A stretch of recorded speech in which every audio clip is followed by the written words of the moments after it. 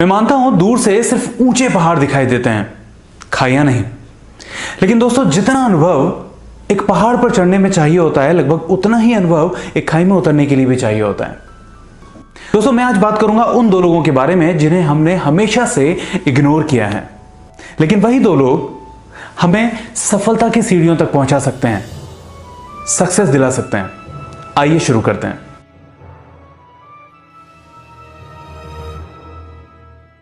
दोस्तों, मेरा नाम है योगेश दुबे। मैं एक राइटर और एड मेकर हूं और बहुत ही जल्द मैं वीडियोस लेकर आऊंगा writing, ad making, film making और एडवर्टाइजिंग से जुड़े हुए हैं, जो एक स्टूडेंट के साथ आपके बिजनेस में भी काफी मददगार साबित हो सकते हैं। दोस्तों, जिंदगी में हमने दो लोगों को इतना इग्नोर किया है कि हम भूल ही गए कि वो हमें सफलता का पाठ पढ़ा सकते थे। आइए बात करते हैं पहले पर्सन की।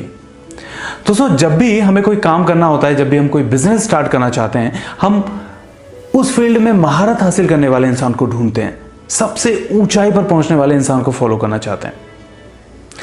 यह एक बात को समझना है, मैं ये नहीं कह रहा हूं कि उस महारत हासिल करने वाले इंसान को आप फॉलो ना करें, भाई उसे तो फॉलो करें, लेकिन उस इंसान को इग्नोर ना करें जिसने इस फील्ड में फेलियर को पाया है। क्योंकि एक फेलियर इंसान आपको बता सकता है कि वो कितने गड्ढे में उतरा है या वो किस रास्तों पर गया है जिसके कारण उसे सफलता नहीं मिली है। दोस्तों, हर इंसान काम करता है तो वह सफलता पाने के लिए ही काम करता है, लेकिन उसके साथ कुछ गड़बड़ हुआ है, उसके साथ कुछ गलत हो रहा था जिसको या तो वो समझ नहीं पाया, और शायद वो आज आपको बता सकता है कि इस रास्ते पर इतनी मुसीबतें हैं जो आ सकती हैं। इससे क्या फायदा होगा? आपका माइंड प्रिपेयर्ड रहेगा। एग्जाम्पल के तौर पर आप स्पीड से भाग रहे हैं, सडनली गड्ढा आया, आप गिर जाओगे अगर आप अवेयर नहीं रहोगे। वर्सेस आप अवेयर हो, आपको पता है कि 100 मीटर के बाद एक गड्ढा आएगा, आप स्पीड से दौड़ रहे हो, आप जंप कर जाओगे उस गड्ढे के ऊपर और आप आगे निकल जाओगे। सीधी सी बात है, या तो खुद करें, खुद फिसलें, किसी से बात ना करें, और या फिर बात करें, समझें, उस फेलियर इंसान से पूछें, उसके साथ बैठें कि भाई क्या क्या गलतियां हुई आपसे, आप मुझे बताओ, और क्या क्या समस्याएं आ सकती हैं, बताइए। आप शायद वो सब समस्याओं के लिए प्रिपेयर्ड रहकर जंप कर जाएंगे और सफलता को आसानी से हासिल कर लेंगे। आइए बात करते हैं दूसरे इंसान के बारे में, और ये एक ऐसा इंसान है जिसे हमेशा से हमने ये माना है कि यार ये क्या जानता होगा, इसे मैनेजमेंट की क्या समझ होगी। जी हाँ, मैं फार्मर की बात कर रहा हूं, एक किसान की बात कर रहा हूं, और मुझे वाकई में गर्व है कि मैं एक किसान का बेटा हूं।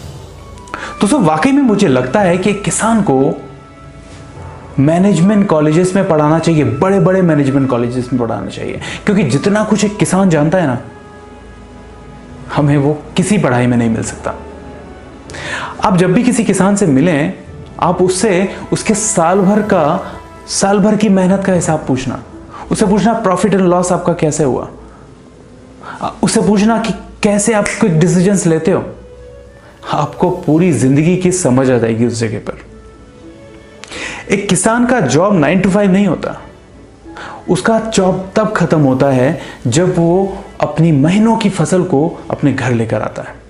उसकी खेती को जब भी जरूरत होती है वो किसान वहां पहुंच जाता है। रात को अगर 2 बजे भी उसे जाना होता है तो -डिग्री में खड़ा होकर पानी दे सकता है। इसे कहते हैं पैशन।